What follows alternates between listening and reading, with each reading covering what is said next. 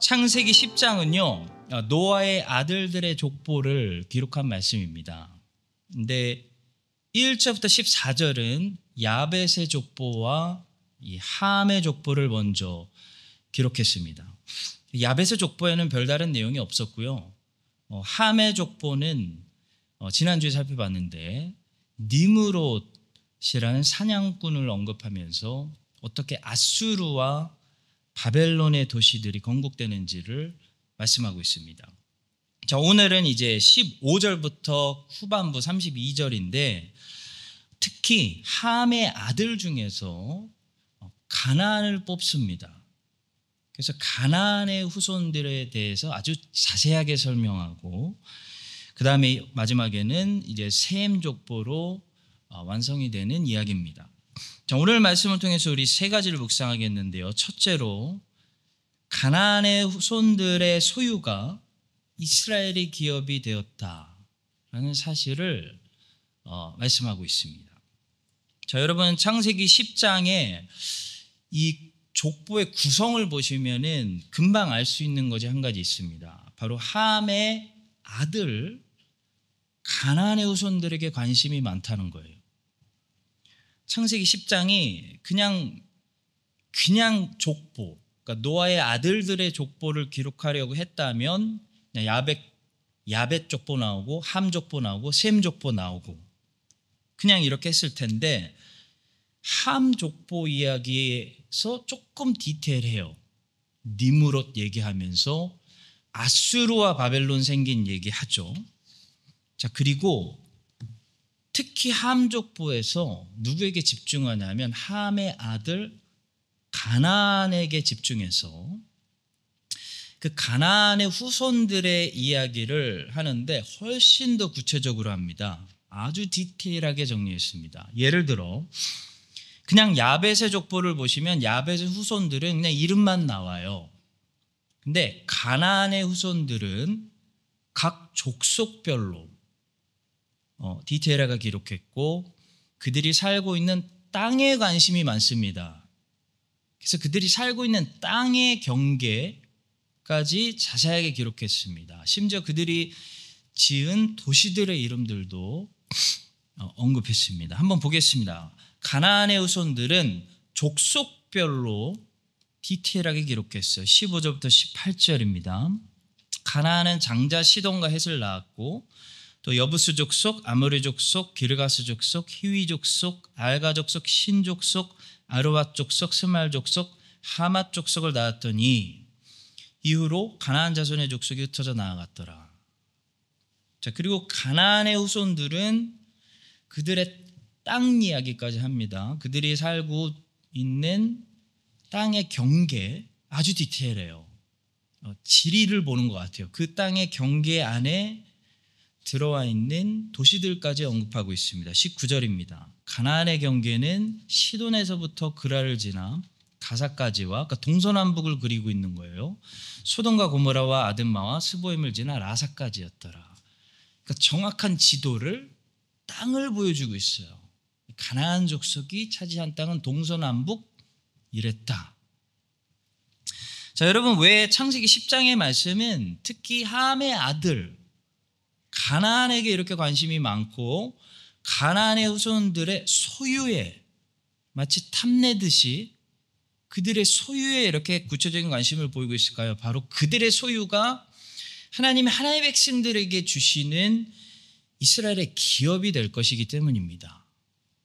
이 사실을 통해 우리는 두 가지를 깨닫게 되는데 첫째, 우리는 우리가 받아야 하는 약속의 기업이 무엇인지 성경이 어떤 기업을 약속하고 있는지 알아야 되고 둘째, 그것은 하나님이 주셨어도 우리가 정복하고 차지해야 한다라는 말씀이에요. 여러분, 하나님이 우리에게 성경을 통해 성도에게 약속하신 기업이 무엇인지 알고 있습니까? 그 경계를 알고 있습니까? 그것을 차지하고 정복하고 충분히 우리가 삶에서 누리고 있나요? 뭐 누릴 때도 있고 못 누릴 때도 있고 그렇죠. 하나님은 이스라엘에게 절대로 지구 전체를 주시지 않았습니다. 그런데 하나님은 이스라엘에게 경계를 딱 그어주셔서 이 땅은 너희들의 땅이다. 너희들이 내가 준 이 땅에서 마음껏 말씀대로 순종해서 좋은 열매들을 맺어라 하셨습니다. 자, 그런데 이스라엘은 어떻게 살았냐면 1500년 동안 그 땅에서 그 땅을 더럽히고 하나님을 실망시키는 더러운 죄의 열매들만 맺었습니다. 그래서 그 땅에서 쫓겨나서 2차 대전 끝날 때까지 거의 2000년 동안 그 땅에 못 돌아왔어요. 원래 이스라엘 땅인데. 이사야에 이런 말씀이 있습니다. 나는 내가 사랑하는 자를 위하여 노래하되 내가 사랑하는 자의 포도원을 노래하리라.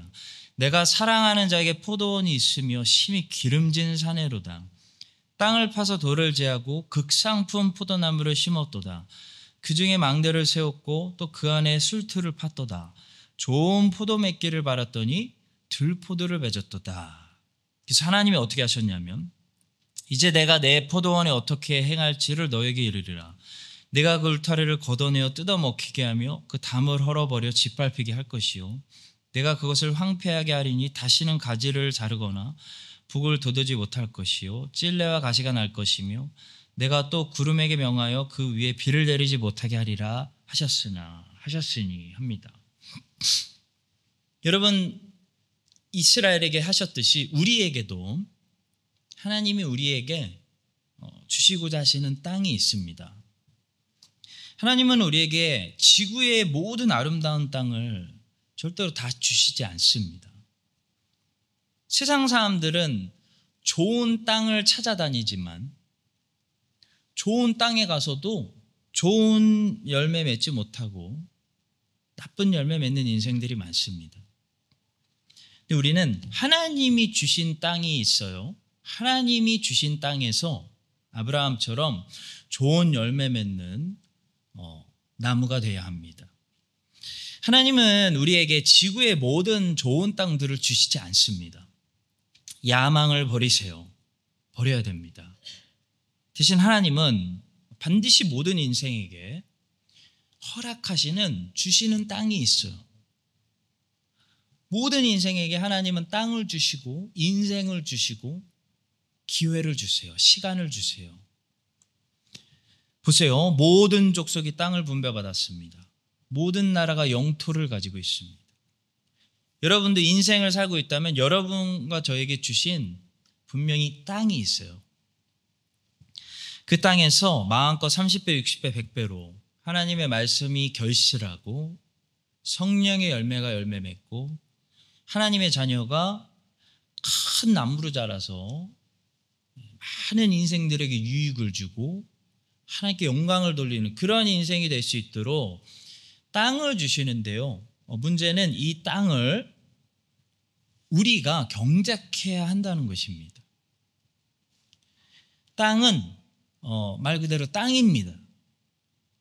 땅은 놔두면 잡초가 자라고 금방 잡초가 자라고 야생동물들이 다니는 그런 위험한 곳이 됩니다. 그런데 땅은 잘 경작하면 개발하면 길도 되고 밭도 되고 집도 짓고 도시도 만들 수 있습니다. 땅은 심으면 우리가 심는 것을 몇 배로 돌려주는 고마운 친구입니다. 성경에서 땅은 하나님이 인간에게 주시는 복이에요. 축복. 땅에 씨앗을 심으면 사과도 주고 포도도 주고 합니다. 그것이 땅의 힘입니다. 자, 그런데 땅이라는 것은 반드시 하나님과 인간의 협력 사역으로만 어떤 결과를 만들어내게 되어 있습니다. 하나님이 그렇게 만드셨어요. 땅은 반드시 하나님의 도움이 있어야 뭘 내요. 보세요. 하나님이 비를 주셔야 되고요. 하나님이 해를 주셔야 되고요. 반드시 씨앗이 껍질을 뚫고 자라나게 하시는 분은 오직 하나님이라는 사실을 우리가 인정할 수밖에 없습니다. 땅은 해 없이 물 없이 인간만의 힘으로는 아무 결과도 낼 수 없다는 것, 예전부터 인간들이 잘 알았기 때문에 항상 적절한 비를 얻기 위해서 농경 지역에서는 뭐가 발달했냐면 옛날부터 종교가 발달했어요. 땅이라는 것은 인간의 힘만으로는 안 된다, 안 거예요. 땅에서 열매가 나오려면 반드시 신의 도움이 필요하다. 이건요, 미개인들도 다 아는 기본 지식이었습니다. 근데 인생을 하나님 없이 살 수 있다. 인간의 힘만으로 좋은 열매를 맺고 좋은 인생 살 수 있다. 하나님 없이 인간의 노력만으로 좋은 것들을 만들어낼 수 있다라고 생각하는 현대 무신론자들은 고대 농경 지역에 살았던 미개인들보다도 더 무식한 사람인 거예요, 사실은. 여러분, 씨라는 것은 신이 자라나게 해주시지 않으면요, 씨는 주머니에 넣고 다녀도 10년 지나도 씨예요. 근데 이 씨를 신이 자라나게 해주시기 때문에 씨에서 신기하게 싹이 나오고 나무가 나오고 열매가 나옵니다. 자, 그래서 땅이라는 것은 반드시 하나님의 도움이 필요해요. 근데 땅이라는 것은 또 반드시 인간의 몫이 필요하게 만드셨어요. 땅은 인간의 경작이 필요한 곳입니다. 인간이 땅을 갈고 관리하고 심고 거두고 필요하면 펜스도 만들고 밭을 지키고 해야 땅에서 좋은 것들, 열매를 맺을 수가 있습니다. 하나님이 대신 뿌려주시고 야생동물 못 오게 해주시고 펜스 만들어주시고 밭 갈아주시고 하나님이 대신 열매 따주시고 추수해 주시지 않습니다. 추수 때 추수하지 않으면 그냥 아까운 열매들 금방 썩어요. 다 버리게 됩니다. 최근에 뉴질랜드에서 그런 일이 일어났다고 해요. 왜 슈퍼마켓에 과일, 채소값이 올라가냐면요, 경작이 농사가 안 돼서가 아니라 밭에서 경작이 잘 됐는데 노동력이 부족해서, 그걸 따는 인간들이 부족해서 그냥 아깝게 썩고 버리게 만들어서 채소와 과일 값이 올라가는 거래요. 저를 불러주면 제가 하루 종일 잘 딸 텐데 참 아쉽습니다. 여러분, 땅에는 반드시 인간의 몫이 있습니다. 인간이 해야 돼요. 더군다나 본문에 보시면 이스라엘에게 기업으로 주시는 그 땅에는 누가 있냐면 다른 족속이 살고 있어요. 그러니까 이스라엘은 전쟁을 해서 그들을 이기고 그들을 쫓아내고 그들의 잘못된 것들 다 무너뜨리고 우상의 제단들 다 헐고 정복하고 차지해가지고 거기에 하나님이 기뻐하시는 것들을 심어야 돼요. 가서 의를 심고 거룩을 심고 경건을 심고 기도를 심고 복음을 심고 믿음을 심고 해야 하나님이 이스라엘에게 주시는 그 기업의 땅에서 젖과 꿀이 나오고 푸른 초장에 누워서 하나님을 찬양하는 그게 나오게 만드신 거예요.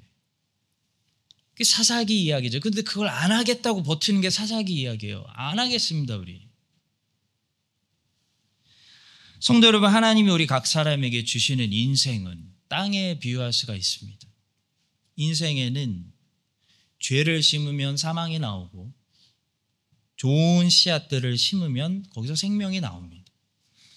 하나님은 우리 인생을 대신 살아주시는 것이 아니라 우리 인생에 함께 동행해 주시며 우리가 바른 인생을 경작할 수 있도록 이끌어 주십니다. 따라서 칭의는 협력 사역이 아니라 하나님만의 주권적인 사역이지만 성화는 그리스도인의 삶은 하나님과 사람의 철저한 협력 사역이에요. 그러니까 열매에 관한 성화 사역은 협력 사역이에요. 우리는 경건한 삶을 살아서 우리 인생을 푸른 초장으로 만들 수도 있고, 아니면 하나님께 끊임없이 불순종해서 이스라엘처럼 정말 인생을 쓰레기장 같이 만들 수도 있습니다. 사회주의가 강해지면서 사람들은 점점 일하지 않고 공짜를 먹는 것을 좋아하며 결과의 평등을 달라고 외치는데요. 여러분, 그리스도인들은 결과의 평등을 외치지 말고 기회의 평등을 평등이라고 생각해야 됩니다. 기회의 평등이 성경이 말하는 성경적인 평등이고 공평한 거지, 결과의 평등은 비성경적인 평등이고요. 결과의 평등은 사실 평등한 게 아니에요. 굉장히 불공평한 거예요. 생각해 보세요. 노력한 사람이 있고 노력하지 않은 사람이 있어요. 근데 노력한 사람이 노력하지 않은 사람하고 똑같은 결과를 가져가는 것이 어째서 평등입니까? 불공평한 거죠. 절대로 일 안 하고 먹을 생각하지 말아야 되고, 절대로 공짜 좋아하지 말아야 되고, 더 먹고 싶으면 남들보다 더 열심히 일해야 돼요. 인생에 더 좋은 열매들을 얻고 싶으면 남들보다 더 부지런하게, 더 열심히 좋은 것들을 많이 심어야 돼요. 땅은 거짓말을 안 하고요. 씨앗도 거짓말을 안 하고, 하나님도 거짓말을 안 하십니다. 인생은 거짓말을 안 합니다. 우리에게도 땅을 주셨습니다. 우리는 지금 인생을 살고 있습니다. 이 인생 하루하루 우리가 무엇을 심을 건가요? 어떻게 경작할 건가요? 하나님은요, 열매를 기대하세요. 큰 나무가 되기를 기대하십니다. 30배 되는 인생이 있고 60배 되는 인생도 있고 100배가 되는 인생도 있고 땅에 묻어두는 인생도 있고 들포도를 내는 인생도 있어요. 여러분과 제가 이 사실을 기억하고 하나님이 주신 나의 소중한 인생, 나의 밥, 나에게 주신 땅, 내 인생, 여기에 성령님과 함께 좋은 것들을 매일매일 뿌려야 돼요.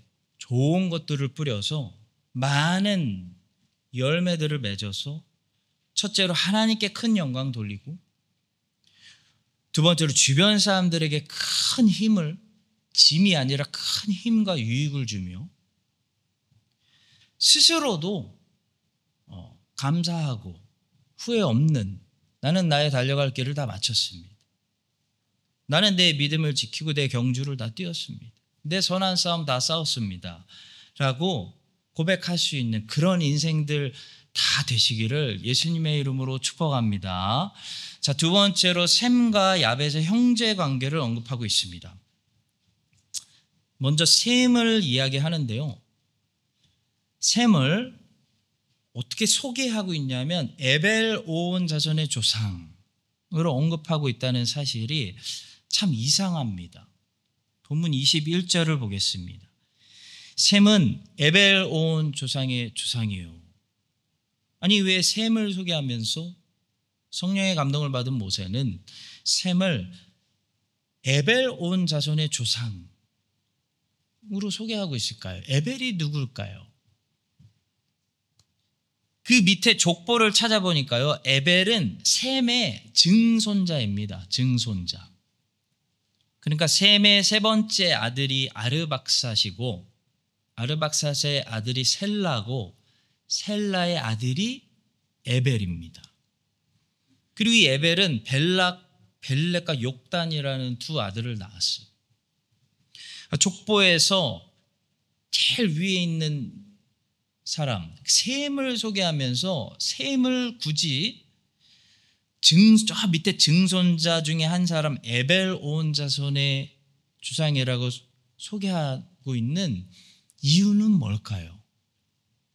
매튜 헨리는 아마도 에벨에게서 아브라함이 나오고 이스라엘이 나왔기 때문이라고 생각하는데 저도 동의합니다. 하나님의 말씀은 지금 창세기는 뭘 말하고 싶은 거냐면요. 이 창세기의 첫 번째 수신자였던 이스라엘에게 지금 출애굽해서 홍해를 건너고 시내산에서 무장해서 가나안 땅으로 쳐들어가고 있는 이 첫 번째 수신자인 이스라엘에게 뭘 얘기하고 싶은 거냐면 두 가지예요. 너희들이 앞으로 싸워야 하는 저 사람들, 저 가나안 사람들 위에는 저주가 있다. 그러니까 저들의 수가 많아도 두려워하지 마라. 저들 위엔 저주가 있다. 이걸 말하고 싶은 거예요. 그리고 너희들은 누구냐면 노아가 이렇게 얘기했죠. 셈의 하나님 여호와를 찬송할지로다 라며 축복했던 바로 그 셈의 후손들이 너희들이다. 그러니까 담대해라. 저들은 저주받았고 너희들은 셈의 하나님 여호와를 찬송하리로다 라는 그 셈의 후손이다. 그러니까 너희들이 이긴다.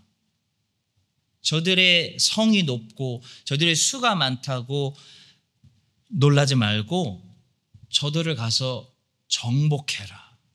지금 창세기가 첫 번째 수신자 이스라엘에게 그런 메시지를 하고 있는 거예요. 여러분 설득이 되지 않습니까? 저들은 아무리 강해도 저주 밑에 있고 하나님은 셈의 하나님이신데 우린 셈의 후손들이구나. 설득이 되는 거예요. 이스라엘은 셈의 후손입니다. 그리고 또 셈의 족보가 오늘 본문에서 알려주는 한 가지 더 사실이 있는데 바로 야벳이에요. 야벳이 셈의 형제라는 사실 잊지 말라는 거예요. 본문 21절입니다. 셈은 에벨 온 자손의 조상이요 야벳의 형이라 그에게도 자녀가 출생하였으니. 자, 이전에 노아도 성령의 충만함 받아서 무엇을 예언했냐면 야벳이 셈의 형제가 되고 야벳 후손들이 하나님에게서 끊어지는 것이 아니라 반드시 언젠가 셈의 장막으로 돌아와서 셈의 장막에 함께 형제로서 거하게 될 것이다 라는 사실을 예언한 적이 있습니다. 또 이르되 셈의 하나님 여호와를 찬송하리로다. 가나안은 셈의 종이 되고 하나님이 야벳을 창대하게 하사 셈의 장막에 거하게 하시고 가나안은 그의 종이 되게 하시기를 원하노라. 이 노아의 예언과 오늘 창세기 10장에 나오는 야벳이 셈의 형제라는 족보의 말씀은 신약에서 성취됩니다. 1500년 동안 구약의 시대 때 오직 셈의 후손 그 중에서도 이스라엘에게만 하나님의 복음이 메시아가 오실 때까지 감추어져 있었습니다. 근데 메시아가 이스라엘을 통해서 오셨고 성취하셨고 신약의 시대가 펼쳐지면서 이제 그 복음이 유대와 사마리아 땅끝까지 퍼져서 모든 민족들 가운데 택하신 하나님의 백성들이 하나님께 돌아오는 새로운 공동체, 새로운 하나님의 백성 탄생했는데요. 신약 성경을 보시면 1500년 동안 자기만 하나님의 백성이라는 선민인식이 강했던 유대인 출신 개종자들, 그리스도인들이 저 야벳의 후손들, 그러니까 헬라인 출신 그리스도인들과 로마인 출신 그리스도인들을 받아주기 힘들어했어요. 꽤 오랫동안. 그들을 외모로 보고 판단했습니다. 그래서 그들에게 유대인의 율법을 다시 강조하면서 너희들 할례도 받아야 되고 모세율법도 지켜라. 안 그러면 구원 못 받는다고 다른 복음을 전하는 이단의 단계까지 가버렸어요. 성도 여러분, 우리도 마찬가지로 형제의식이 약하면 어떻게 되냐면 내가 이 교회를 30년 다녔고 개척 멤버고 쟤네들은 이 교회 온 지 6개월밖에 안 됐기 때문에 쟤네들에게 내 신념을 가르치고 내 역사를 가르치고 하나님 말씀이 아니라 내 이 교회의 고인물의 정통을 가르쳐서 결국 예수님이 우리에게 주신 복음이 아니라 크라이스트처치 한인장로교회가 만들어낸 다른 복음을 가르치고 앉아있는 사도 바울이 그렇게 초대교회에서 제거하려고 애썼던 진정한 복음의 원수가 될 수도 있습니다. 유대인들이 그렇게 됐습니다. 그러니 그리스도께서 받으신 사람들을 향해 그리스도만으로 하나님이 받으신 그 사람들을 향해 그들이 누구든 그들이 한국 사람이든 아니든 그들이 누구든지 한국 사람이 아니어서 평생 새벽 예배를 해본 적이 없어도 괜찮아요. 그리스도만으로 하나님이 받으신 그 사람을 우리가 받아야 되고 그들을 형제로 여기는 형제의식이 강해야 됩니다. 사실 이스라엘도 아닌 주제에 겨우 이방인밖에 안 되는 주제에 우리끼리 이런 소리를 한다는 것이 굉장히 부끄럽고 창피한 일입니다. 우리 유대인들이 아니니까. 조상 내내 하나님을 모르고 우상 숭배를 하다가 하나님의 은혜로 선교사들을 보내주셔서 개종된 우리 한국 사람들이 뭐 누구를 판단하고 누구를 정죄하겠어요? 우리 한국 이민교회, 한국교회 뭐를 우리가 강요하겠어요? 우리가 누구라고? 그저 우리를 이방인인 우리를 이스라엘과 함께 셈의 장막에 들어가서 하나님을 이렇게 예배할 수 있게 하신 하나님의 은혜에 우린 감사하고 이제는 어떻게 해야 되겠습니까? 우리를 통해 우리 민족을 통해 우리의 과거 모습과 같이 아직도 하나님을 모르고 헛된 우상들 섬기는 저 다른 민족들에게 복음이 우리를 통해 흘러갈 수 있도록 우리는 소망하고 기도해야 하는 줄로 믿습니다. 성도 여러분, 우리 한인교회들이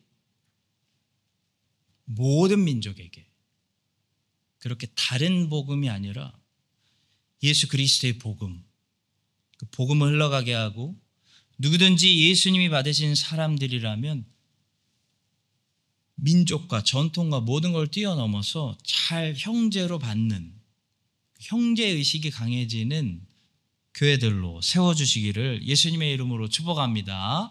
자, 마지막 세 번째로 셈의 후손 중에 벨렉이라는 이름을 가진 후손이 있었는데요. 그때 세상이 나뉘었기 때문에 그때를 기억하기 위해서 이름을 벨렉이라고 지었습니다.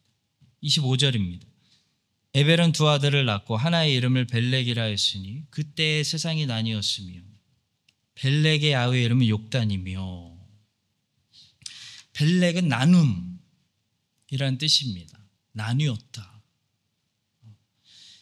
에벨이 왜 아들을 이름을 별로 안 좋은 벨렉이라고 지었냐면요. 그때 세상이 나뉘었기 때문이에요. 아마도 이때 바벨탑 사건이 일어나서 하나님께서 간섭하셔서 언어를 혼잡하게 하셔서 사람들 사이에 분열이 일어나게 하셨기 때문에 그때 세상이 나뉘었다는 것을 에벨이 기억하기 위해서 아들의 이름을 벨렉이라고 지었던 것 같습니다. 자, 31절에 보시면 이들은 셈의 자손이니 그 족속과 언어 나오죠. 지방과 나라대로였더라. 그러니까 족속별, 언어별, 지방별, 나라별 라고 하고 있는 것을 보아서 11장 바벨탑 사건은 10장이 다 끝난 다음에 일어난 사건이 아니고요. 시간적으로 10장의 족보 가운데 일어난 사건이라는 것을 우리가 추측할 수가 있습니다. 왜냐하면 11장 바벨탑 사건이 시작될 때 분명히 이렇게 말하고 있기 때문이에요. 온 땅의 언어가 하나요, 말이 하나였더라. 11장 바벨탑 사건이 시작될 때는 분명히 언어가 하나였어요. 언어별로 나뉘지 않았어요. 근데 10장 25절에서 이렇게 얘기하죠. 그때 세상이 나뉘었으며 벨렉이 태어났을 때 세상이 나뉘었고 이것이 어떤 나뉘음이었는지 31절에서 설명하죠. 족속과 언어와 지방과 나라대로 나뉘었다. 그리고 32절에서 또 나뉘었다 설명하고 있기 때문입니다. 이들은 그 백성들이 족보에 따르면 노아 자손의 족속들이 홍수 후에 이들에게서 그 땅의 백성들이 나뉘었다. 언어별로, 지방별로, 족속별로, 나라별로 나뉘었다. 자, 그러니까 25절에서 에벨이 첫 아들을 낳았을 때 어떤 일이 있었냐면 함의 자손들을 중심으로 바벨론 근처에서 바벨탑을 쌓았던 것이 분명합니다. 그런 사건이 있었어요. 그래서 하나님께서 간섭하셔서 그들을 중지시키셨고 일종의 심판을 내리셨는데 언어를 복잡하게 하셔서 나뉘게 하시는 심판을 주셨습니다. 여러분, 나뉘게 하셨다는 것은 그들 사이에 분열이 일어나고 다툼이 일어나게 하셨다. 그런 말씀입니다. 그렇다면 에벨은 왜 굳이 아들의 이름을 나님, 벨렉이라고 했을까요? 이름을 줬다는 것은 그때 그 사건을 셈 족속은 교훈으로서 기억하겠다는 거예요. 기억하겠다는 거예요. 다시 말해, 왜 그들은 나뉘음을 당했는가? 그 바벨탑 사건을 셈 족속은 잘 기억하겠다는 겁니다. 바벨탑은 여러분 왜 심판을 받았습니까? 뭐를 추구하는 탑이었죠? 끝없는 인간의 번영, 인간의 진보, 야망의 성취, 인간의 이름, 곧 영광, 이런 거를 끊임없이 추구할 때 뭐가 일어났다고요? 하나님이 분열이 일어나게 하셨다. 그걸 기억하겠다. 셈 족속은 그 교훈을 기억하겠다. 우리 크리스찬들은 이 창세기 11장의 교훈을 교훈으로 기억하겠다. 기억해야 된다. 그런 말씀입니다. 성도 여러분, 분열은요 하나님의 심판입니다. 우리가 만약에 우리 교회에서 하나님의 영광 추구가 아니라 각자 인간 이름 드러나기를 추구한다. 하나님 뜻이 아니라 인간 야망을 성취하는 바벨탑을 교회에 쌓기 시작한다. 예수 그리스도의 복음적 선교가 아니라, 그게 우리 교회 비전이 아니라 이민의 성공, 유학의 성공, 이게 우리 교회 비전이다. 인간의 번영, 그냥 잘 먹고 잘 살기 위해서 뉴질랜드 이민 왔다. 잘 먹고 잘 살고 편안하고 내가 하고 싶은 취미생활 오래 하려고, 이게 우리의 추구가 되고 비전이 되면요 어떻게 될까요? 뭐가 일어날까요? 여기서 하나님이 무엇을 여기 보내서 우리를 심판하시냐면 우리에게 분열을 보내요. 그래서 교회가 찢어서 나가게 하세요. 분열되게 하시고 또 분열되게 하시고 나뉘게 하시고 너희들 다 찢어버려요. 교회 안에도 균열 일어나서 여러 가지 당 생기고 파 생기게 하시고 여야로 나뉘어서 맨날 회의 때마다 싸우게 하시고, 우리는 그 벨렉을 기억해야 된다. 셈 족속 크리스천들은 창세기 11장을 기억해야 된다. 그런 말씀입니다. 반대로 예수 그리스도의 충성스러운 제자들이 모였을 때 헬라인이 모이건 유대인이 모이건 사마리아인이 모이건 로마 사람이 모이건 어떤 일이 일어났어요. 어린애가 모이건 어르신이 모이건 초대교회는요 아름답게 하나 되는 연합이 일어났어요. 사실 세상 사람들이 복음 메시지보다도 그 연합 보고 예수님을 믿기 시작했어요. 저 사람들은 어떻게 저렇게 하나가 되냐. 여러분과 제가 이 사실을 기억하고 우리 모두 인간의 영광이 아니라 하나님의 영광을 추구하는 한의장로교회. 비록 언어가 달라도, 비록 세대 차이가 많이 나도, 이번에 중고등부와 청년부와 우리 장년들이 보여주신 그 하나 되는 정말 보기 힘든 모든 것을 초월해서 하나님의 영광을 위해 예배로 예수 그리스도를 위해 모였을 때 그 아름다운 연합의 모습처럼 한인장로교회가 계속해서 언어를 초월하고 세대를 초월하고 민족을 초월하여 예수님 안에서 하나 되는 역사가 우리 교회에 막 나타나고 소문나고, 인간의 영광을 추구하다가 나눠지는 심판, 분열되는 심판, 교회가 찢어나가는 심판의 마귀의 역사가 일어나지 않게 하여 주시기를 예수님의 이름으로 축원합니다.